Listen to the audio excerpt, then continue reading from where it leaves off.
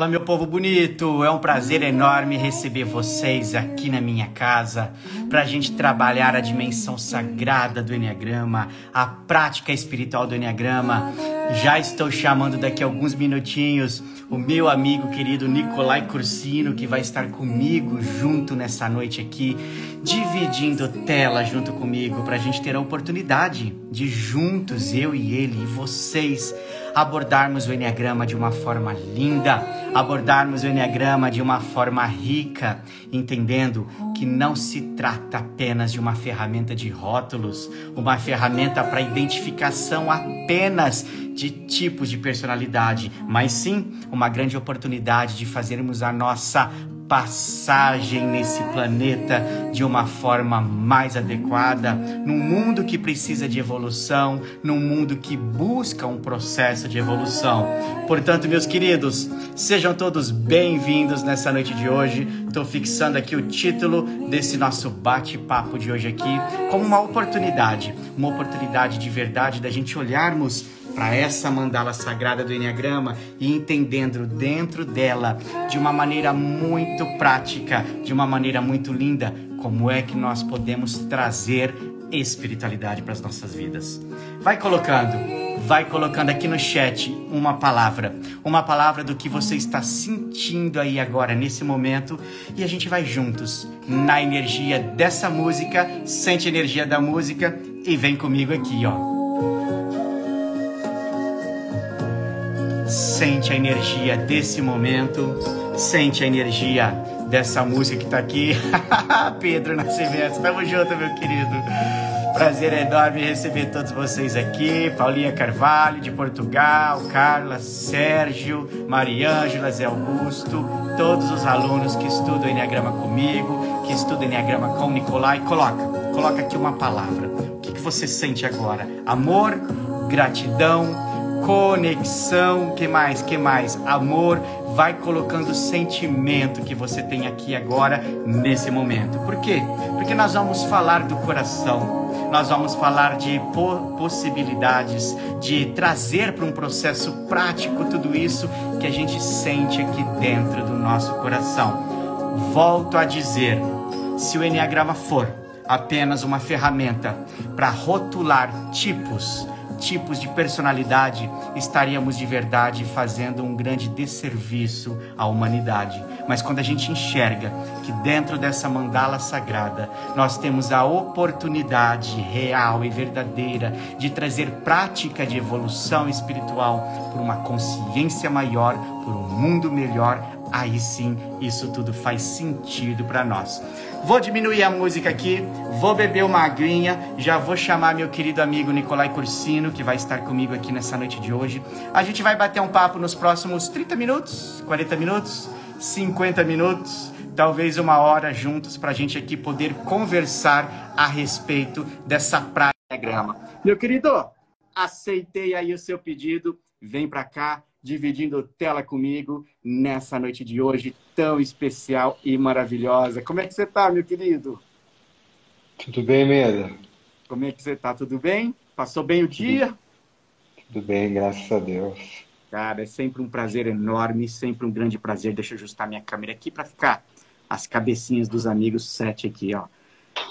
É sempre um prazer enorme receber você aqui no meu Instagram, nesse nosso bate-papo, num momento tão importante que talvez as pessoas, a humanidade, o mundo aí fora precisa olhar muito mais para os desafios, para as questões do nosso coração e praticar uma espiritualidade tão real. E é por aí que a gente vai bater um papo nessa noite de hoje. Quero dar as boas-vindas para todos vocês que estão entrando, boas-vindas para todos vocês que estão chegando aqui, alunos da escola do Nicolai Cursino, alunos da nossa escola, alunos, mentores da Sociedade Brasileira de Enneagrama, da Escola Mida, quando a gente está aqui juntos, lado a lado, em prol de algo maior, em prol do amor, em prol de uma paixão, eu diria, né, Nicolai? Uma paixão que a gente tem por essa mandala sagrada que em algum momento nos chamou e nos trouxe verdadeiramente para a gente cumprir uma missão aqui na Terra.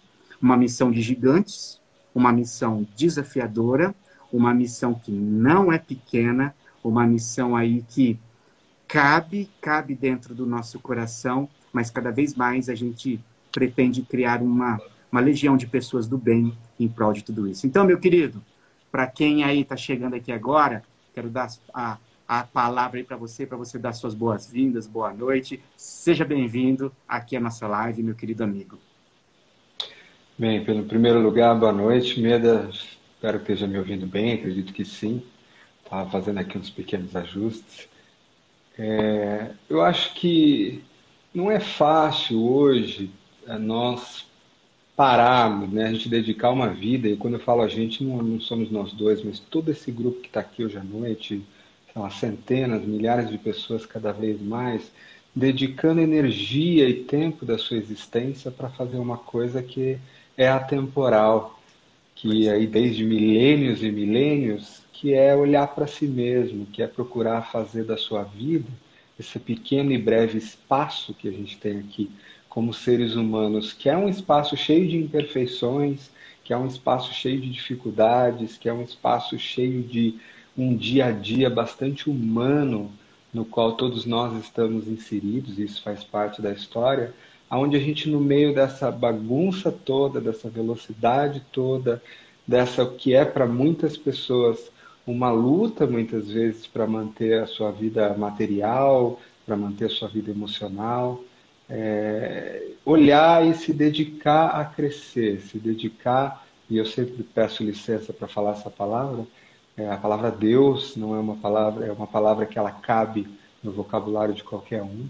Não estou falando aqui de um ser, mas sim desse Deus que a gente pode encontrar dentro de nós. Então, no momento que a gente se propõe, todos nós, a parar agora, durante o nosso dia, durante a nossa vida, durante um curso, seja um milímetro que seja, para se dedicar, voltar para Deus, que era o que os padres do deserto faziam lá nos primeiros séculos atrás do Enneagrama, quando foram criadas as Ramatira, né?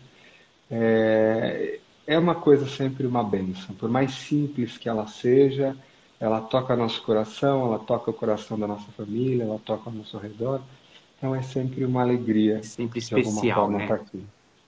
É sempre especial demais. Você sabe que eu fico assim, de verdade, a sensação que eu tenho aqui agora, nesse momento, eu, você e essas quase 120 pessoas aqui, a sensação que eu tenho é que há uma egrégora por trás disso, há uma espiritualidade forte por trás disso, voltando a usar aí a sua fala, não tratando Deus como um ser, mas há muitos mestres, muitos guias, muitos amparadores, e aí nas várias dimensões da crença de cada um, anjos, arcanjos, orixás, não importa, em prol desse trabalho que de alguma forma a gente representa aqui na Terra. Então, esse bate-papo, que não tem roteiro, a gente nunca combina um roteiro, a gente coloca um título e a gente prefere tocar assim no flow, no campo, mas eu sinto de verdade que esse bate-papo de hoje, que a gente vai batendo papo aqui, eu e o Nicolai, a gente vai conversando um com o outro, um complementando o outro, um perguntando ao outro, é uma forma de mostrar para vocês o quanto é possível essa prática espiritual, desse olhar para dentro, desse olhar para esse Deus que nós temos através de nós, com caminhos e com formas que podem ser desenvolvidas e trabalhadas quando você passa a profundamente estudar essa mandala sagrada chamada Enneagrama. Eu diria que são caminhos, eu diria que um manual de instruções, talvez, um mapa da vida. E quando Nicolai fala lá atrás, né, dos padres do deserto, que de alguma forma eles estavam buscando entender por que a gente se afasta de Deus, por que a gente se perde da nossa essência. E aí surge toda a questão da dualidade, da luz, das sombras, e a gente passa a viver essa vida toda dual. Se a gente olhar cada ponto do Enneagrama, cada traço de personalidade, como eu chamo, cada raio, como Nicolai chama, nós vamos olhar essa luta de sombra, essa luta de luz. E aí, meu amigo, para dar a palavra para você, faz muito sentido quando você nos ensina que não é uma luta, e que não é um processo de disputa. E uma coisa que você me falou várias vezes, e na última experiência que eu estive contigo, no Eneagrama Espiritual, você deixou muito claro que não se trata do bem vencer o mal. Me veio agora essa lembrança. Não se trata dessa luta. Como é isso para você? Vamos falar um pouquinho disso. Acho que eu até trouxe alguns símbolozinhos comigo. Essa aqui é a Ankh, né? Conhecida como a cruz egípcia. E você sabe que eu tive lá por 30 dias esse ano, atrás aí, dessa história toda. E uma das coisas que eu acho que o Eneagrama traz para nós, né, em termos de lei do 3, é que existe uma inteligência por detrás da polaridade. Então não é essa história de que um dia o bem vai vencer o mal, ou a escuridão vai vencer o claro. Essa é uma interpretação do ser humano.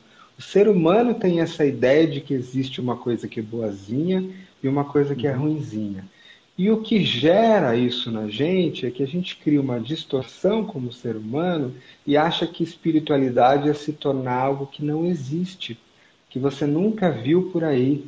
Alguém que não tenha emoções, que não tenha raivas, que não tenha uma vida prática, quando na verdade, né, e a gente, né, vê isso, né, muito, inclusive um dos lugares onde isso fica muito claro é no templo de Luxor, onde Gurdjieff chegou a viver quase 15 anos, né, ele tratava de camelos lá para fazer isso. Essa questão é quando uma resistência se levanta que você cresce. Então é quando o Meda, por exemplo, vai lá, e aí isso não é um exemplo real, tá? É só um exemplo, mas quando o Meda vai lá e fica magoado com alguém, ou tem raiva, ou tem algo muito de ruim acontece para ele, e aquilo vem para ele, e a reação normal do Meda seria ir lá e se impor ou fazer alguma coisa. Mas diante daquele desafio, ele escolhe olhar para o coração dele e falar: o meu coração humano responderia agora com ira ou com mágoa. E se eu parasse agora, olhasse e me tornasse algo maior do que eu era até ontem? Só que você só conseguiu fazer isso porque alguém te magoou, porque uma sombra sua pisou em você, porque algo, entre aspas, escuro aconteceu. Ou seja, se não houvesse o escuro, o mal, a sombra, você não seria desafiado a tornar-se alguém ainda maior. Exato. Então a questão do branco e do escuro, que a gente muito bem viu lá no nosso último trabalho, é a ideia de que não está dentro do Enneagrama você subir uma escadinha para atingir uma essência que na prática é algo teórico, né? É o que o Ken Wilber gosta muito de chamar como uma visão romântica da espiritualidade. O ser humano não é isso. O ser humano é olhar para as possibilidades onde ele se expande cada vez mais, cuida mais, atinge mais virtudes, cuida mais da mente dele, e a cada momento vai surgir, né? Um enneagrama, uma fixação, um planejamento, um medo, uma raiva, uma ira, um instinto, e isso surgindo, e só pode surgir porque o mundo é imperfeito, porque a vida nos traz dores, problemas, dificuldades, é que você então tem a escolha de fazer e se tornar algo diferente.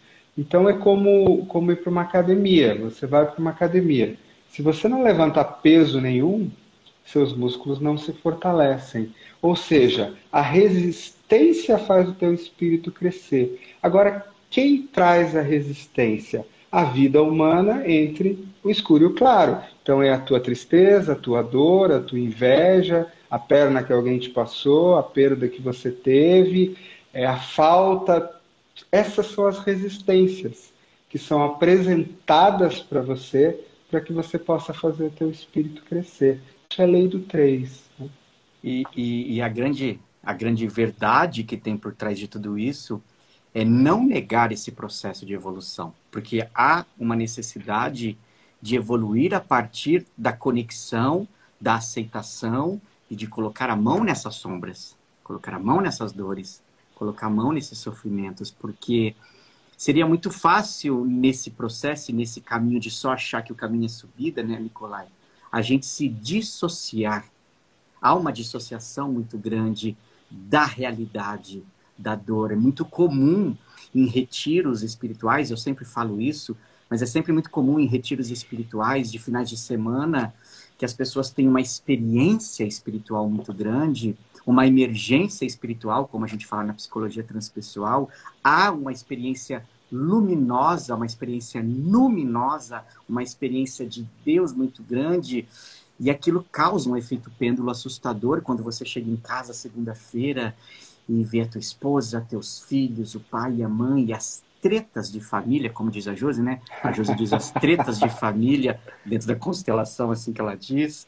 E, cara, eu não consigo perdoar o meu pai porque fez isso comigo, não consigo perdoar a minha mãe porque agiu dessa forma, e aí eu não consigo lidar com a briga das crianças dentro de casa, e aí há uma tentativa de fugir, então, de volta para aquele mundo que parecia ser mais espiritualizado, mas, na verdade, é dissociado da realidade, porque é mais fácil, entre aspas, quando eu estou com meus olhos fechados, eu estou num espaço todo preparado e adequado para me conectar ao meu Deus, ao meu eu, do que no meio desse caos que é o casamento, que é a falta de dinheiro, que é a correria por metas, que é trabalho. Somos treinadores aqui, somos mentores, autores, escritores, mas somos empresários, somos maridos, somos pais.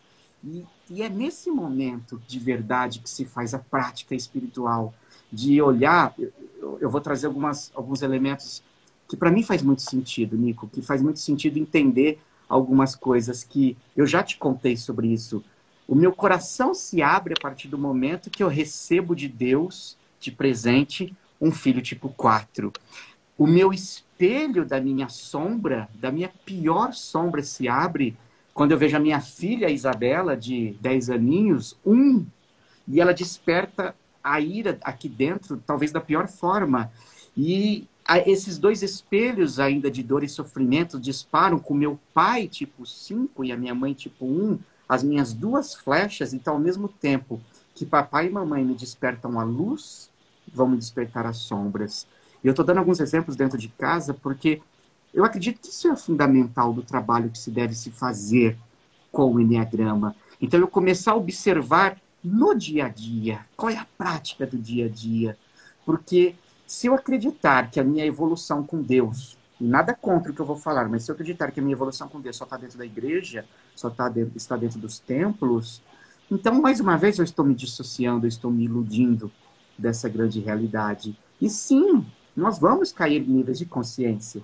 Eu vou lutar contra a gula todos os dias, eu vou lutar contra a vaidade do social todos os dias. Nós todos, vocês 8, vão lutar com a luxúria, com o pragmatismo da vida, o 9 com desengajamento, o 1 com esse ressentimento e outras coisas que a maioria de vocês que já são nossos alunos entendem isso. Então não se trata de falar assim, que dia eu vou curar tudo isso? Que dia eu não vou sentir mais a inveja do 4? Que dia eu não vou sentir mais o orgulho do 2?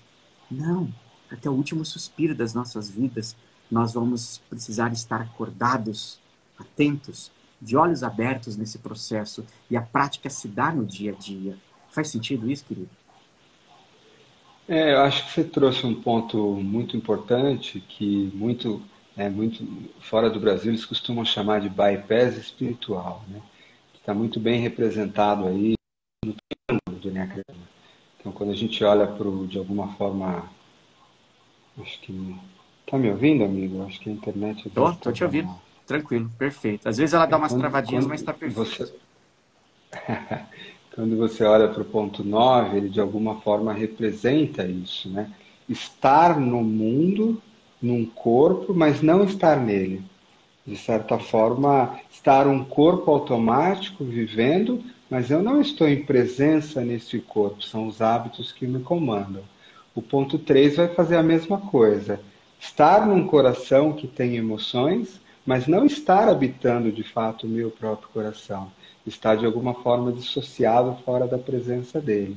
Assim como o ponto 6, né? Estar numa mente que está caótica, mas de alguma forma não estar numa mente que é aberta e de visão. Então, de alguma forma, nós temos formas de fugir da vida no aqui e agora, como ela acontece. Então, as experiências de Deus, vamos chamar assim, sejam experiências numa oração, seja experiência no silêncio, no encontro com o filho, num retiro, enfim, numa experiência xamânica. Elas são experiências muito bem-vindas e válidas, né? As experiências luminosas. Só que o nosso trabalho não começa aí. Essa experiência que a gente chamaria de receber a graça. A gente pode ter a nossa ação de graças. O nosso trabalho é, quando eu toco o céu, o que eu trago para baixo? A espiritualidade que vem para baixo.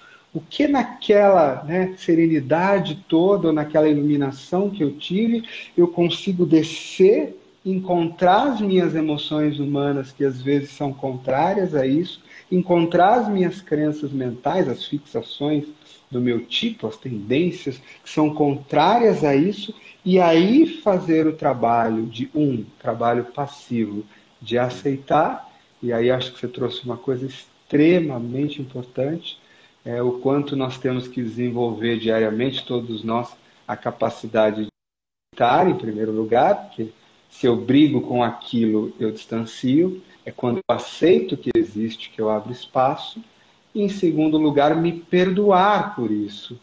Todos os dias eu tenho que me perdoar, mas todos os dias, porque na medida em que eu não me perdoo, eu também gero um afastamento. Mas se eu aceito, me perdoo, eu abro um espaço para daí, por exemplo, trazer um enneagrama à luz e dizer que emoção é essa que está me tirando do prumo? É o É a minha ira? É uma visão mental que está julgadora? Peraí, mas então qual é o antídoto para isso? Será que então o antídoto para a ira é o perdão? É o desapego emocional? Ou será que o antídoto para a ira no ponto 1, o meu julgamento, é eu pensar, peraí, e se tudo estiver perfeito e eu não estou me dando conta? E aí eu começo a usar esse mapa de uma forma absolutamente sábia para ir fazendo a minha prática. Mas eu acho que você trouxe os elementos principais aí, sabe? Quando se falar em dia a dia. Se a gente tivesse só essa. Eu acho que tem uma visão de espiritualidade, Meda, que faria muito bem se ela fosse assumida como uma coisa mais simples, mais simplificada, uma espiritualidade que vem para baixo, uma espiritualidade onde eu aceito as minhas faltas, onde eu perdoo dentro do possível. E vou além, fazer uma coisa muito difícil, que eu faço essa prática todo dia. Me perdoar quando eu, né? Aceitar quando eu não me aceito. E ser ao mesmo tempo cada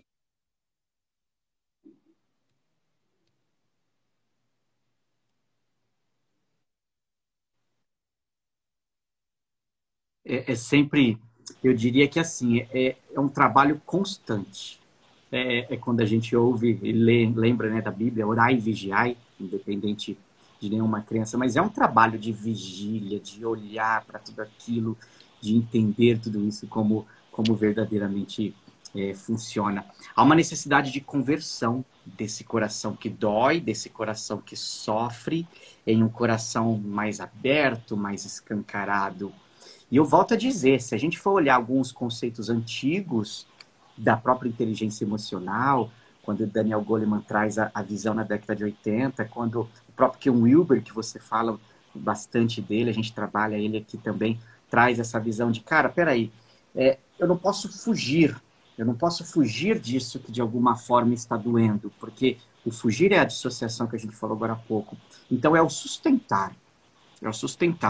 Eu vou sustentar até que nível? Até que nível que eu vou dar conta de sustentar essa vaidade no ponto 3? Eu vou sustentar até que nível esse medo no ponto 6? Eu vou sustentar até que nível essa própria gula aqui no ponto 7? Porque algumas pessoas vão confundir os 9 vícios emocionais como comportamentos, e não são comportamentos.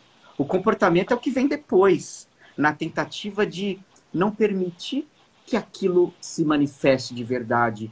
Quando eu não permito que a gula se manifeste aqui dentro, para eu olhar para essa gula e curar esse troço, eu vou perder foco, eu vou ficar na superficialidade, eu vou ficar pulando de galho em galho, eu vou fugir. Esses comportamentos não são a gula, mas é uma tentativa que a minha psique o meu mecanismo de defesa, as nossas fixações, criamos através desse manual chamado Enneagrama, para a gente não botar a mão naquilo de verdade. Então, é chegar um momento, algo do tipo assim, para mim faz muito sentido isso, tudo no corpo, né? A gente trabalha muito forte o corpo, desde as nossas formações de PNL sistêmica, muita essa abordagem de corpo. É aquele momento que eu desisto, eu não quero mais controlar. Não quero mais controlar essa ira, não quero mais controlar essa raiva, não quero mais controlar essa gula. Eu quero ser essa ira, essa raiva, porque o quanto eu for profundo, com sabedoria, mas ao mesmo tempo for profundo nessa sombra e visitar essa sensação de morte, lá, aí sim eu vou olhar para cima e falar assim, peraí, tem um contraponto nisso tudo. O que a criança ferida do medo, a criança ferida do Nicolai, a criança ferida da Adriana, que acabou de escrever aqui, da Helena, o que a criança ferida de vocês está gritando? O que a alma está gritando? Porque essa criança está gritando por uma dor, por um sofrimento, que é sim um viés que vai construir um traço de personalidade, um raio completo de informações, que é o caminho para a evolução. Se a gente, eu penso assim, ó, se a gente entender que o nosso objetivo é estar aqui no centro, não dissociado da personalidade, mas entendendo que eu estou a personalidade como meu primeiro fio da meada para a minha evolução. Então, se eu começo a observar a minha persona, como eu me construí, na minha identidade mental, emocional, e que roupa que eu estou vestindo, fica mais fácil acolher essa roupa, entender essa roupa, interpretar essa roupa, integrar essa roupa, para depois tirar essa roupa. E aí, na hora que eu vou me despir desse meu traço de personalidade, desse meu ponto, e me colocar no centro desse universo vazio, que a gente enxerga que o centro da mandala é esse centro vazio, aí eu dou de cara com 9 portas, com 9 janelas, com 9 faces da minha alma, com 9 arquétipos, vamos falar de Jung, eu posso olhar modelos arquetípicos e falar assim, cara, o que eu tenho à minha disposição? Tenho as asas que estão bem próximas à minha disposição, ótimo trabalho de prática. Tenho meus instintos à disposição, o reprimido, que eu preciso olhar por que eu reprimo essa dor, e ali tem um trabalho de desenvolvimento gigante. Aí eu olho para essas flechas, e aí a gente começa a observar que na geometria sagrada das linhas, das flechas, da lei do 7, da lei do 3, da lei do 1, tem fundamentos e informações que vai fazer com que eu olhe para dentro e me dissocie dessa personalidade que muitas vezes eu fico preso. Nós ficamos presos. Hoje cedo, Nico, eu tirei um oráculo. Eu tenho um oráculo aqui do Ganesha. Sabe que eu gosto muito dessa linha, né? Ganesha, para mim, traz uma conexão muito forte com quebrar obstáculos, né? Quando eu fiz a tatuagem de Ganesha no braço aqui, essa questão de quebrar obstáculo. De manhã, às vezes, eu tiro uma cartinha para gravar uma mensagem aqui no meu Instagram. E aí a mensagem que veio hoje era a palavra pertencimento. E me veio agora isso, pertencimento. E aí a cartinha explica o ratinho que está sempre lá embaixo no pezinho de Ganesha. E o ratinho significa o ego. O ratinho significa que por onde Ganesha passa, há um rato ali embaixo corroendo, enchendo o saco, do tipo, ai, mas fulano não tá olhando para você, fulano não te ama, fulano tá olhando torto para você, fulano isso, fulano aquilo. E aí há aquela sensação do ego o tempo todo tá ali igual um ratinho, incomodando. E aí esse ego me traz, por exemplo, várias necessidades e desejos da alma. Uma delas é essa necessidade do pertencimento, a necessidade de pertencer a algo, uma necessidade de reconhecimento, uma necessidade de ser visto, uma necessidade de liberdade, de qualquer outra coisa que de alguma maneira pode nos impor aí um desejo, uma falta. E é aí que a gente começa a olhar para esse mapa, para esse manual, com asas, com flechas, com instintos, e começar a fazer o nosso trabalho de evolução. Tá me ouvindo aí? Tô te ouvindo. Agora tô sim. Então, vamos um pouquinho nessa linha, talvez, para quem está aqui, e eu estou vendo vários nomezinhos aqui dos nossos alunos, dos nossos colegas de trabalho, vários colegas que trabalham com Enneagrama também. Vamos falar um pouquinho disso, Nico, talvez assim, na visão prática do dia a dia, o que cada um de nós podemos fazer, além de uma meditação, de olhar para dentro, Nós temos vários caminhos dentro dessa geometria sagrada, dessa mandala sagrada. Asas, flechas, instintos, virtudes, ideias superiores, ideias santas. Como é para você? Conta aí para você, cara, o que você, Nicolai, faz para estar em prática espiritual, olhando para essa geometria toda. Vamos um pouquinho nessa linha, acho que fica legal. Acho que tem uma coisa importante que é um pouco perigosa, é não se perder nessa quantidade de informações. Porque, na realidade, você não vai usar essa quantidade de informações no seu dia a dia.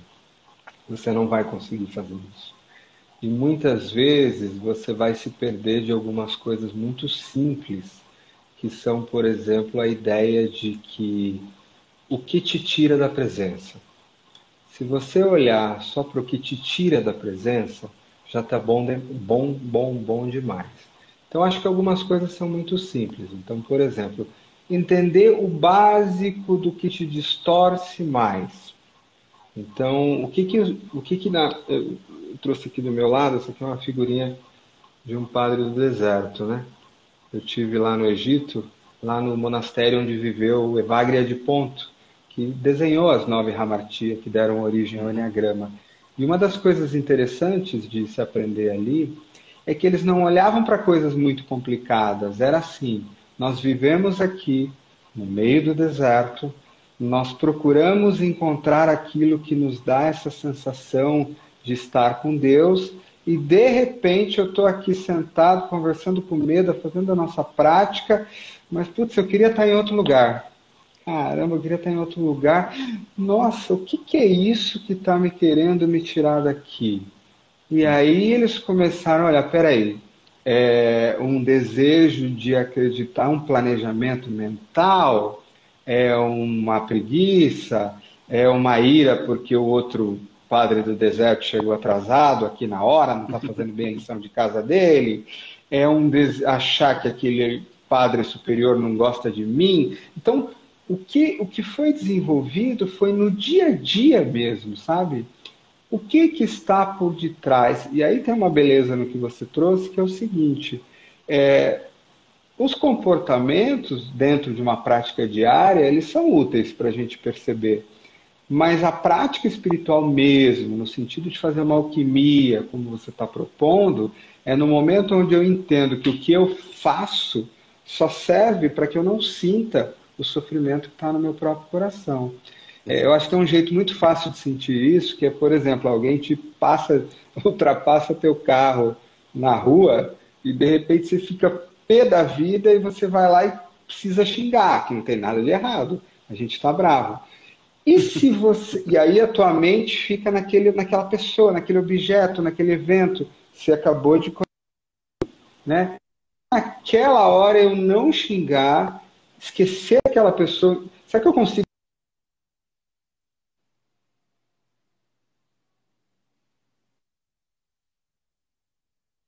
olhar que emoção é essa? Como é que ela queima? Nossa, eu reconheço isso de alguma forma.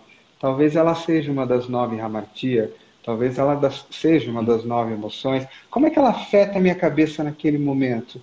Então eu começo a me observar usando esse mapa e reconhecer. Na minha prática, né, trabalhando com os raios, que você sabe que eu gosto de chamar de raios, porque eu gosto de olhar para os 9, eu tenho tentado, nesses últimos, são 19 anos quase, fazendo, olhar para tudo isso dentro de mim. E não se revela uma tarefa fácil.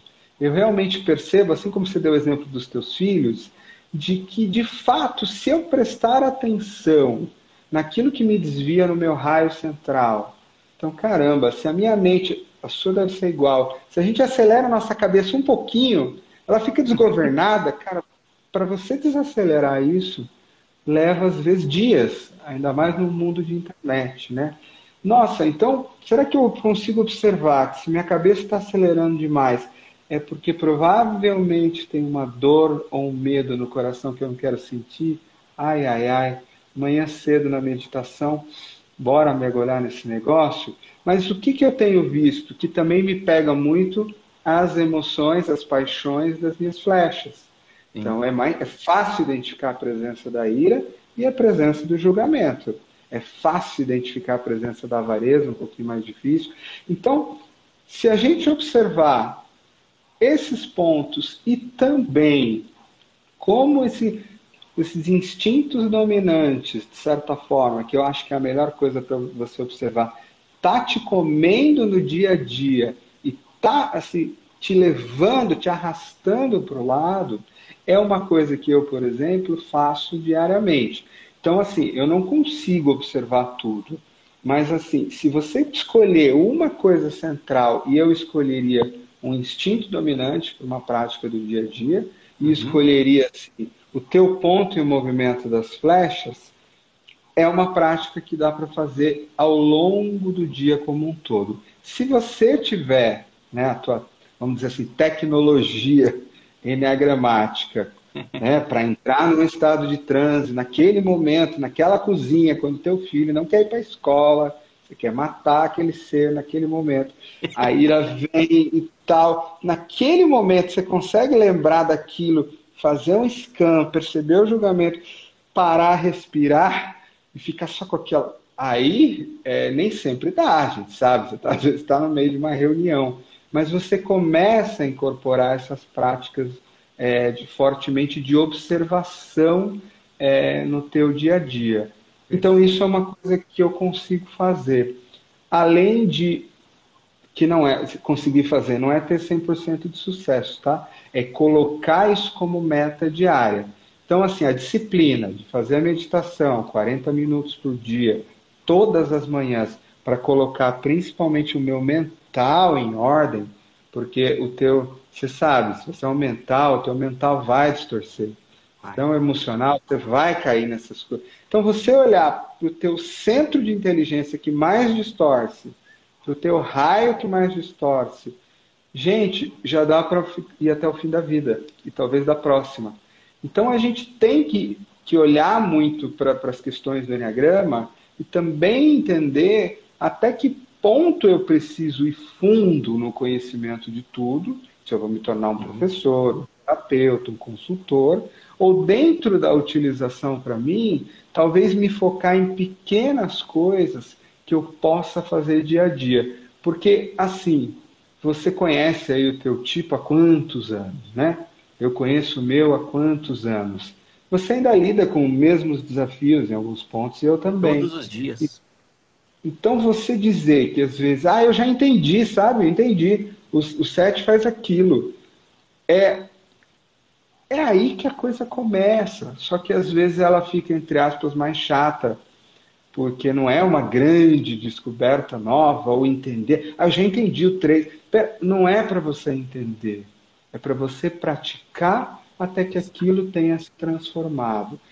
E aí, só para completar, para finalizar, já devolver aí, um outro ponto que acho que todo mundo pode usar, e você já usou muito bem, é o espelho. Então, você tem aí os teus filhos como espelho, né? Uma frequência de energia 4, uma frequência de energia um instinto específico que às vezes é contrário, uma criança ferida, um pai. Qualquer um que te incomoda, qualquer um que te joga para ser reativo rápido, é uma informação de que existe um karma de cura naquela frequência específica. Então, você estar atento de que tudo, absolutamente tudo nesta vida que te tira do centro é você, faz com que essas resistências se tornem uma tremenda de uma inspiração para você continuar se elevando. E acho que a grande pitada do bolo é, né, essa disciplina, fazer alguma coisa, fazer a sua meditação, olhar principalmente para os centros de inteligência e se perdoar e se aceitar, porque todos os dias uma parte disso vai dar errado e uma partezinha vai dar certo. E até mudar a visão de que deu errado, deu certo, porque até essa visão é uma visão dual. E se tudo isso fizesse parte de um plano perfeito? E se até mesmo no que a gente chama de erro fosse uma perfeição? E aí a gente começa a instalar as ideias santas na forma de ver a realidade. Então, são coisas que dá para fazer no dia a dia e que eu acho que é acessível a absolutamente todo mundo dentro do mapa que o Enneagrama traz. e dentro dos seus próprios limites, né? Cada um dentro do seu limite. Talvez o que nós não podemos perder, e eu chamo carinhosamente de manual de instruções, é que existe então esse manual. Existe dentro dessa sabedoria do Enneagrama esse manual que está ali à tua disposição. O que nós estamos falando aqui é tão pequenininho perto de tanta coisa que a gente traz nas nossas aulas, nos nossos cursos, nas nossas formações, mas de posse desse manual que te mostra para onde eu estou indo quando eu estou caindo no nível de consciência? Para onde eu posso usar esse antídoto e me manter estável? Se eu estou indo para essa flecha e eu estou percebendo que eu estou caindo no nível de consciência, que tal parar no meio do caminho e observar? Eu não sei se você assistiu, Nicolai, aquela série O Gambito da Rainha, na Netflix, que a menina olhava para o alto assim e imaginava as peças, os jogos de xadrez. Em algum momento da minha vida, eu passei a ver a mandala do Enneagrama na minha frente para onde eu vou. É um negócio meio maluco, é bem mental isso, mas ao mesmo tempo tem funcionado como prática. Então, eu estou indo em direção à minha filha porque eu vou gritar com ela, porque ela me tirou do sério. E aí, na hora que eu estou indo em direção a ela, eu vejo essa flecha como se fosse... Ela abre assim, na minha frente. Aí eu falo, caraca, por que eu estou me afundando nisso aqui? E o que ela está fazendo com 10 aninhos de idade é apenas uma vibração energética que bateu com a minha criança interna aqui dentro, que o que eu estou vendo na cara dela, que é a minha cara escrachada, só tem cabelo comprido, mas parece eu aqui, eu falo, porra, velho, que merda, sou eu. E aí, a hora que eu olho para aquele negócio, para aquilo, eu falo, ou eu continuo caminhando e afundando, porque se eu continuar indo em direção àquela flecha, eu vou cair os níveis de consciência, ou eu paro. Aí eu paro e falo, onde eu estou? Mais ou menos uma lógica que eu vou criando na minha mente. Onde eu estou? Então, eu estou vindo lá do meu ponto 7. Peraí, já perdi presença, óbvio. Mas se eu voltar para lá, o que eu faria? O que um ponto 5 evoluído nessa hora faria? Vou olhar para minha outra flecha. De repente me sobra aqui um pouquinho de luz, de conhecimento sagrado, de ideia superior aqui, porque aqui eu ainda não afundei. Então, o que um 5 evoluído faria se estivesse no meu lugar? Ele se afastaria fisicamente, ele usaria, de certa forma, uma dissociação nesse momento para não entrar nessa dor, nesse fogo, e aí aquela energia daquela mente, aquele corpo todo descompensado, aquele reprimido sexual meu, estou dando exemplo meu para vocês entenderem, aquele reprimido sexual que está vindo com uma força gigante porque ele estava guardado, vai destruir. Então para, calma, reflete, respira, vem, volta, acessa isso, acessa aquilo. Do lado aqui eu tenho 2 parceiros, eu sempre brinco que eu tenho 2 guardas aqui do lado, 2 guerreiros aqui do lado, ao mesmo tempo que eu tenho 2 anjos e 2 demônios aqui do lado. Um é o demônio do medo, na asa 6, outro é o demônio da luxúria, na asa 8. Com carinho, tô falando isso. Mas, ao mesmo tempo, eu tenho um anjo da força e da coragem aqui, eu tenho um anjo muito forte aqui, dessa verdade, dessa autoridade. Então, há uma prática, sim, de vocês usarem o pouco ou o muito que nós temos, e que vocês têm de conhecimento do Enneagrama, para observar esses comportamentos e não cair cada vez mais níveis de consciência. Porque essa é a prática. Essa é a prática do dia a dia. Talvez essa é a grande prática que nós devemos fazer todos os dias, nos tornando mais conscientes, talvez mais libertos do ego, talvez mais expandidos de alguma forma, talvez mais conectados a essa essência, mas não perdendo essa conexão aqui com o que está aqui embaixo, com essa dor que está aqui embaixo. Deixa eu organizar aqui, ó. O Nicolai caiu, né? Caiu para vocês também? Me dá um joinha aí se ele caiu. Vamos chamar o nosso amigo aqui de novo para a gente botar ele no ar. Espera aí, só um minutinho aqui. Deixa eu ver aqui se caiu geral, caiu para todo mundo. Aqui, deixa eu chamar ele de novo. Meu amigo, assim que você voltar aí, conecta aqui, aí eu te aceito aqui. Vamos esperar o Nicolai aparecer de novo e a gente vai falando. Eu vou trazendo, tá? Eu vou trazendo o que está vindo aqui para mim. E aí, assim que ele pedir para entrar aqui ao vivo, a gente traz ele novamente. Vamos continuando aqui na nossa energia. Então, é um observar até o último momento das nossas vidas, porque nós, como treinadores, como instrutores que somos, às vezes as pessoas olham para nós e falam assim, pô, vocês são seres humanos iluminados, são seres humanos que não vão cair nas dores do ego? Não, jamais. Pelo contrário, talvez. Talvez por tanta expansão, talvez por tanta prática, por tanto processo que às vezes a gente acaba tendo, vivenciando no nosso dia a dia, nos tornamos às vezes extremamente vulneráveis nesse processo. E aí essa vulnerabilidade vai nos colocar em grande risco, porque a gente está ali numa linha de frente, a gente está ali no combate. E isso faz todo sentido. Tudo bem, Nico? Voltou, né? Tudo bem. Coisas do digital, tá tudo Coisas do certo. digital. Eu procurei não desligar a minha, porque como eu estou hospedando aqui, a gente conseguiu deixar gravada depois no meu perfil e no seu. Você sabe uma outra Tá coisa que eu bom? estava pensando aqui, que eu acredito que talvez possa fazer sentido, e eu não sei se a gente já conversou sobre isso, eu acho que não, em alguma ocasião. Nós temos um trabalho. Vamos pegar eu, você e vários professores de Enneagrama que estão aqui na live, alunos nossos, nós temos um trabalho dentro desse conhecimento. Nos colocamos nesse trabalho.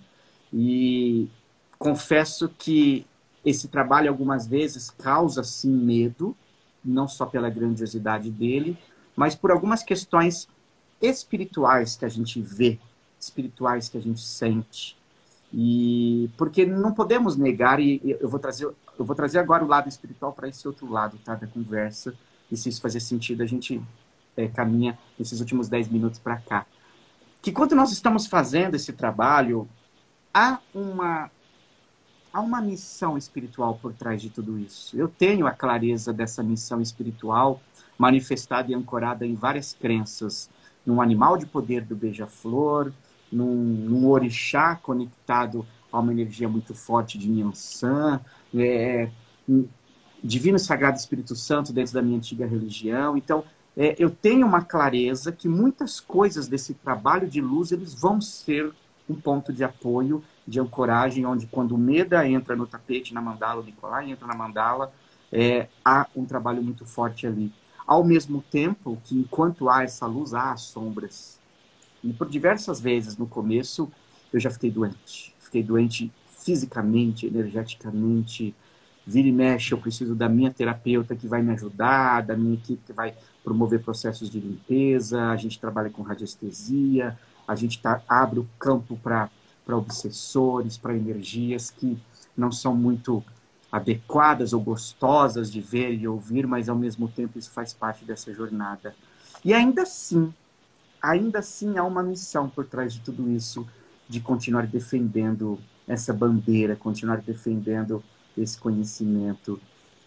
Como que é isso, meu querido? Como que é isso para você? Porque eu sinto de verdade que se a gente não estiver amparado, ancorado, agora eu estou falando de crenças mesmo, não religiões, crenças, mas ancorado em algo maior, algo forte, que vai de alguma forma nos proteger, a gente corre riscos de sumir, de subir e sumir, de afundar e não voltar. E para quem está ouvindo aqui, que também é professor e está sendo treinado por mim, por você, daqui a pouco você vai falar do Enia Trainer, eu quero falar do congresso, quero falar também da Jornada da Evolução. Como é isso para você? Conta um pouquinho aí. Bem, para isso eu vou pedir licença para vocês para colocar algumas coisas que são pontos de vista, são crenças minhas. E aí eu preciso abrir um parênteses para dizer que a palavra espiritualidade, para mim, tá? Então a partir de agora eu queria abrir esse parênteses. Ela é uma palavra ampla demais. Então hoje eu entrei até aqui falando sobre espiritualidade no sentido dessa relação com esse eu mais elevado, com esse Deus dentro de mim, vamos dizer assim, com o que há de maior dentro de mim. Isso é uma coisa. A comunicação, a interferência e a relação interdimensional, que alguns vão chamar de espiritualidade porque esses seres não estão usando um corpo físico, Uhum. muitas vezes a gente vai dizer espiritualidade é se comunicar com alguém que não está num corpo físico. Eu chamo isso só de comunicação. Então, assim, porque esses seres, sejam eles de qualquer natureza, de qualquer egrégora, de qualquer dimensão, de qualquer ponto, eles não são necessariamente mais avançados que você e eu. Porque, e às vezes sim, às vezes não. Então, uma coisa para mim é o desenvolvimento de práticas de saber que na hora em que eu abro qualquer tipo de trabalho, e esse é um trabalho de iluminação, de libertação da humanidade, e eu não estou dizendo que sou eu, quando falo eu não é o Nicolai, tá? Eu realmente não acho mais, com toda. Eu vejo o meu trabalho como sendo um trabalho útil. E ele é feito dentro dessa amorosidade imensa, mas eu não mais vejo tanto hoje com esse tamanho e esse, entre aspas, peso de uma missão extremamente importante ou grandiosa. Eu acho que outras pessoas fariam isso também, e eu acho que isso vem através das pessoas, né? O universo, de certa forma, não depende de mim, ele depende de. Ele pode se manifestar, essa luz que está em crescimento, isso é maior do que nós, ele não depende de nós. Mas às vezes nós, dentro do nosso karma, desse processo de estar curando a nós mesmos, de querer fazer a nossa pequena vida útil, de alguma forma as coisas podem se combinar. Ainda acho hoje cada vez mais que o trabalho mais importante que existe sou eu com a minha própria alma, porque de Perfeito. alguma forma o universo vai encontrar a sua maneira de fazer. Agora é fato, sim. É uma política interdimensional que na hora em que você se levanta para fazer uma libertação, até pela lei do branco e do escuro, haverá resistência. Então essa resistência vai acontecer de múltiplas maneiras. O fato de não haver um corpo físico não faz diferença nenhuma. É como você chegar, vamos fazer uma metáfora. O MEDA está lá e de repente acha que os trabalhadores do nosso país estão ganhando pouco e resolve ir lá bater na porta de quem está ganhando demais e comprar essa briga. Eu acho que alguém vai resolver brigar com ele. Então, no mundo astral, é absolutamente a mesma coisa, né? Existem ganhos em controlar a humanidade pelas crenças de forma tão fácil, existem egrégoras sustentando os nossos sistemas, enfim, tem toda uma história por detrás disso. Agora, então, quanto mais você dá suas caras, né, igual você, eu sou agora líder sindicalista, mais porrada você vai levar, isso é fato. Exato. Você ficar quietinho no seu canto, não. Ao mesmo tempo, com o passar do tempo, quanto mais âncora energética, porque na hora que o MEDA abre uma live e tem 1000 pessoas, é uma ancoragem energética muito forte. Muito. Então, aí, se eu estou ficando doente, tem também espaços que eu abri dentro de mim para que haja esta interferência. Porque uma interferência astral escura, ela só pode existir por frequência se eu também estou encontrando aquilo dentro de mim. Então, assim, seja o meu cansaço às vezes abre essa porta, e aí sou eu que estou indo mais do que a minha capacidade humana, através do meu orgulho, da minha vaidade, da minha não observação, ou muitas vezes são brechas mesmo, porque são muitas pessoas. Você está lidando com a sombra delas, com a criança ferida delas. Tem gente que não quer, né? A constelação sabe disso. Às vezes a família não quer que aquela pessoa cresça. E seja a família física ou a família astral. É a mesma coisa, não muda nada. O fato de você ter ou não um corpo não muda muita coisa. E aí o fato é o seguinte.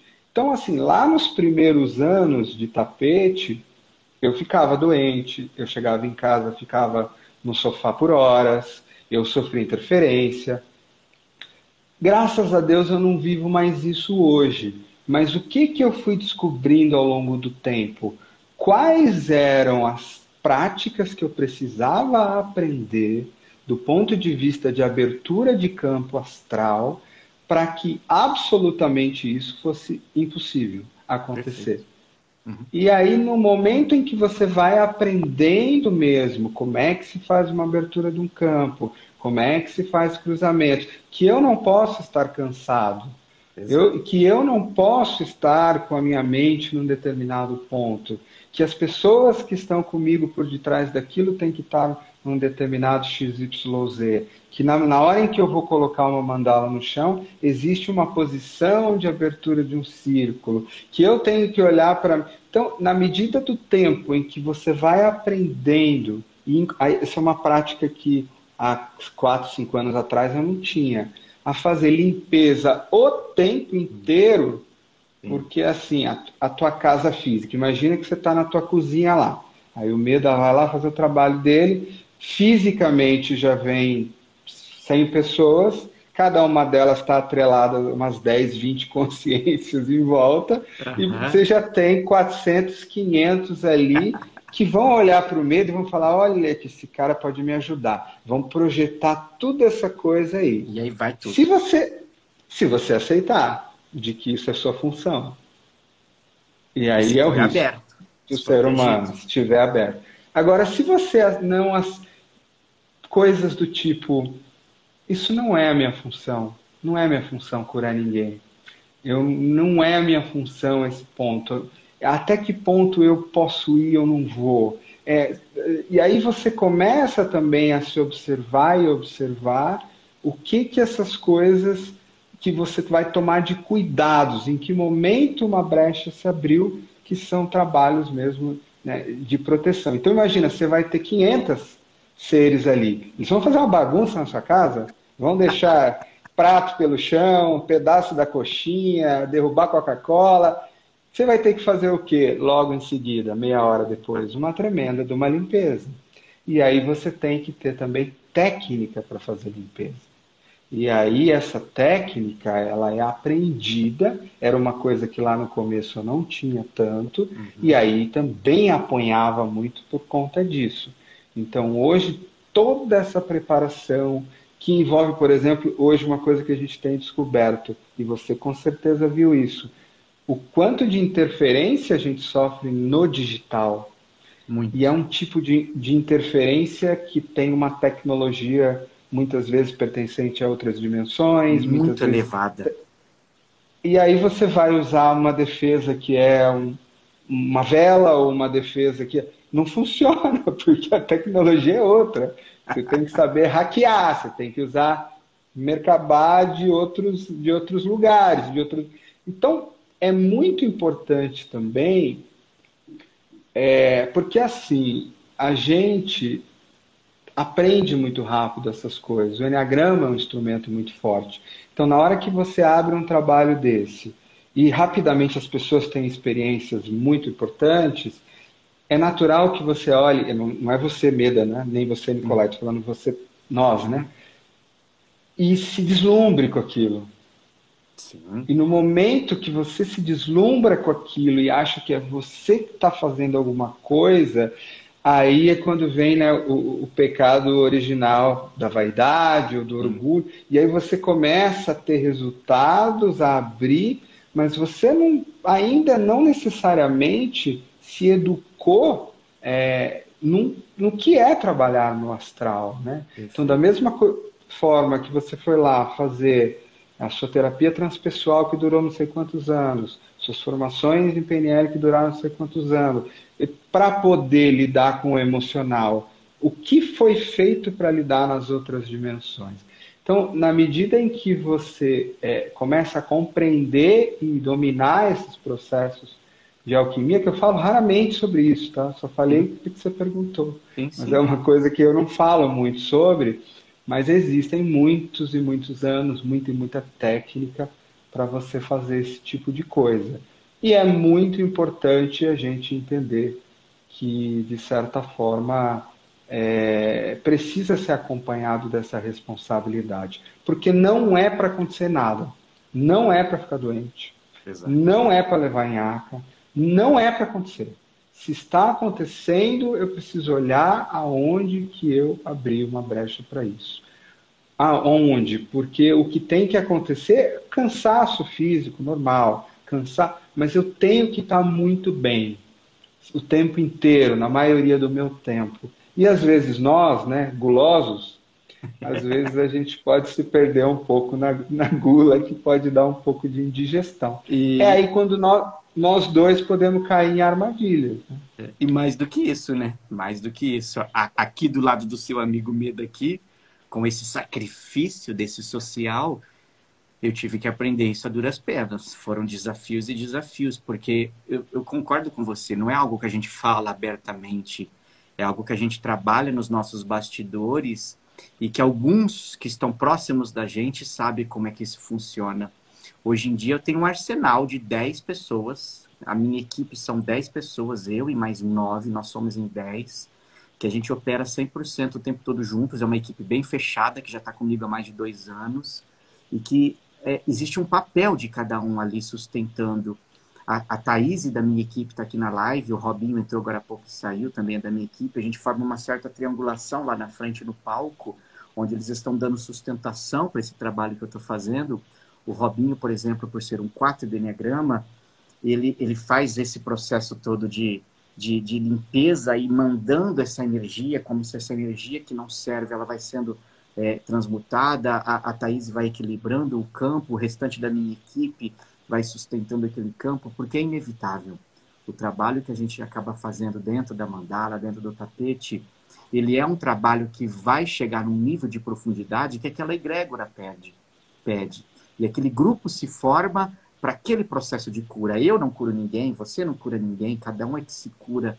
Nós somos um veículo, nós somos um canal dentro desse processo todo.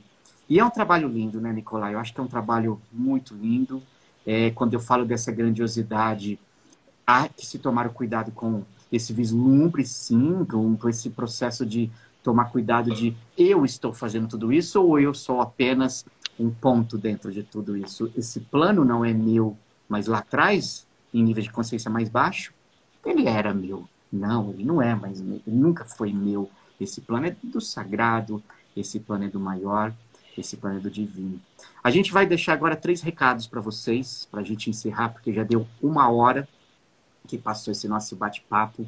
Um recado é meu, um recado no Nicolai e um recado que eu vou estar participando junto com ele. Quero deixar para vocês uma oportunidade. Anota aí na agenda de vocês agora em julho, dias 4, 5 e 6 de julho, eu vou fazer uma jornada de 3 dias, que eu vou chamar de Jornada da Evolução. Vão ser 3 dias para ajudar vocês, online, ao vivo e gratuito, para a gente olhar para o Enneagrama como o viés de encontrar a nossa missão de vida.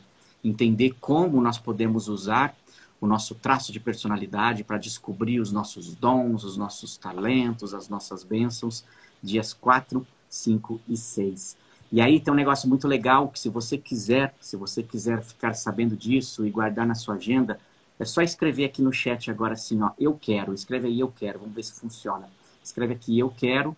E aí, assim que você escrever eu quero, o Instagram já manda automaticamente. Aí eu vou te mandar um privado, quando terminar a live, com o linkzinho para você fazer parte desse grupo. E depois mando um presente para vocês. Mas o presente eu não vou contar o que é não, Nicolai. Deixa a galera escrever aí para poder ter a chance de ganhar. Só você escrever eu quero aí que depois eu te mando. Um outro convite que eu estou muito feliz é de ter recebido o convite de vocês para poder participar do congresso da SBE, da Sociedade Brasileira de Enneagrama. Quer falar um pouquinho do congresso? A gente está realizando esse ano, né? E aí você, com muita alegria também por ter aceito o nosso convite, nos dias 10 e 11 de setembro, o primeiro congresso da Sociedade Brasileira de Enneagrama. A gente, de certa forma, está procurando com muita alegria cobrir quase todos os temas do espectro, né? O nosso tema esse ano é aplicações práticas, que é justamente o que a gente realmente pode usar esse instrumento para usar no dia a dia. Então a gente está indo da medicina, à terapia, à espiritualidade. O meu trabalho lá vai envolver desde antes do Egito até hoje do instrumento, xamanismo. Então fica o convite aí também. O Meda vai falar um pouquinho sobre o Enneagrama e o impacto online lá para a gente, como sempre. E lá nos dias 10 e 11 de setembro, aí é só dar uma olhada lá no Instagram da SBE, que é sbe.enneagrama. De alguma forma vai ser uma grande alegria aqui em Sorocaba. A gente abriu um pré-evento na sexta-feira, ele já encheu. e a gente vai estar por lá. Vai ser vamos ter o jantar dos 9 tipos, vamos ter um monte de coisa divertida também. A gente vai se divertir lá pra caramba. Vai Eu ser queria uma também delícia. aproveitar para te agradecer. Às vezes no final não dá tempo, eu queria agradecer mesmo por esse bate-papo, por abrir o espaço da tua escola, como sempre, da tua família, dos teus alunos, para a gente bater esse papo. Eu tenho muita admiração pelo teu caminho, pela tua história e, acima de tudo, como eu já te disse milhares de vezes, pela tua capacidade de continuar e perseverar, que eu ainda acredito cada vez mais ser essa a qualidade mais bonita do ser humano. Continuar e perseverar, né? Apesar do que se apresenta na frente. Então, aproveitar para agradecer também. É uma alegria. De verdade, é sempre uma alegria estar por perto, estar perto de você e poder aprender contigo. Todos sabem, todos os meus alunos sabem que eu aprendi Enneagrama com você. Você me iniciou nesse mundo do Enneagrama e hoje poder estar dividindo live aqui com você, estar fazendo esse trabalho juntos, né? A gente já conversou sobre alguns ensaios de fazer algumas coisas juntos. Com certeza vai vir. Eu não tenho dúvida que vai Sim. vir. Essas lives, é a segunda vez que a gente já faz isso, já é um ensaio de fazer alguma coisa junto, mas quem sabe aí no futuro a gente esteja ainda mais em prática, lado a lado mesmo, fazendo alguma coisa presencial. Eu tenho essa sensação e a gente vai deixar com que o universo, o campo, de alguma forma, forme isso e isso vai ser muito lindo. Então, tenho muita honra, cara. Tenho muita honra, muito carinho, muito respeito por você. Hoje eu comentei nas minhas stories o meu primeiro livro de Enneagrama, que você foi lá, fez o prefácio, puxou minha orelha, corrigiu umas coisas ali. Porra, cara, isso para mim é muito importante. É sempre muito importante esse apoio, não só uma validação, mas esse apoio, e que a gente possa seguir juntos sempre, né? Como companheiros, como amigos, dentro dessa energia linda que é o Enneagrama. Foi uma noite especial, não tenho dúvida alguma que foi especial para todos nós aqui. Talvez a gente não conseguiria repetir com as mesmas palavras o que nós falamos, mas vai Não ficar dá. eternizado no meu Instagram e no Instagram do Nicolai. Vou deixar gravado agora essa live e aí depois você vai lá e aceita direitinho. Fica esse convite para vocês se organizarem aí para participar do congresso. Vai vir as divulgações, a gente vai fazer as divulgações. Tem aí o seu Enea Trainer, quer falar um pouquinho dele também, querido? É isso. Aproveitar e me abrir espaço, te agradeço a convidar aí as pessoas que quiserem passar pelo processo do Enea Trainer. O próximo treinamento que eu faço presencial aqui no Brasil vai ser em agosto. Eu embarco para Portugal agora, fico lá 45 dias, tem uma nossa escola de Enneagrama lá. Mas eu faço esse ano uma edição do Enea Trainer, que é para formar os treinadores de Enneagrama com muito carinho. Não só de Enneagrama, mas pessoas que têm os seus treinamentos que incorporam o Enneagrama também. Constelação com Enneagrama, corporativo com Enneagrama. E eu vou fazer só esse ano, não farei o ano que vem. Vou fazer uma vez só por biênio, porque o Meda sabe o quanto eu Dá trabalho. prezo.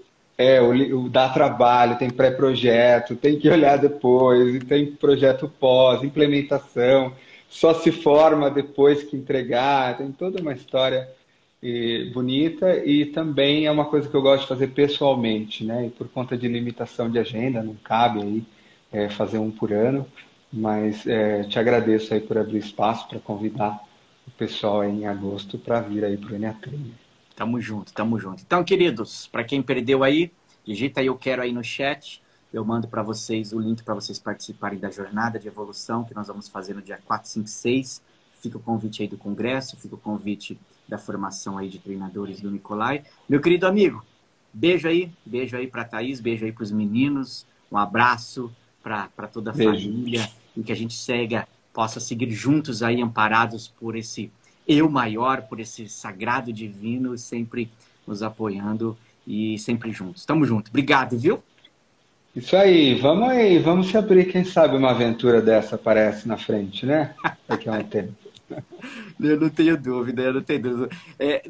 Um lado nosso continua naquele padrãozão 7, cara, que, olha, quando a gente toma umas taças de vinho, vocês não têm nem noção o que vira, mas esse é assunto para outro dia. E você sabe que a gente volta. Você falou uma coisa durante a live, que é aquela coisa, né, de ir para o centro da mandala, tirar a roupa, escolher a roupa. E se você escolher usar a mesma roupa de um outro jeito? Pode Pois ser é, legal também. pois é. Do avesso. Do avesso, fingindo que trocou a roupa.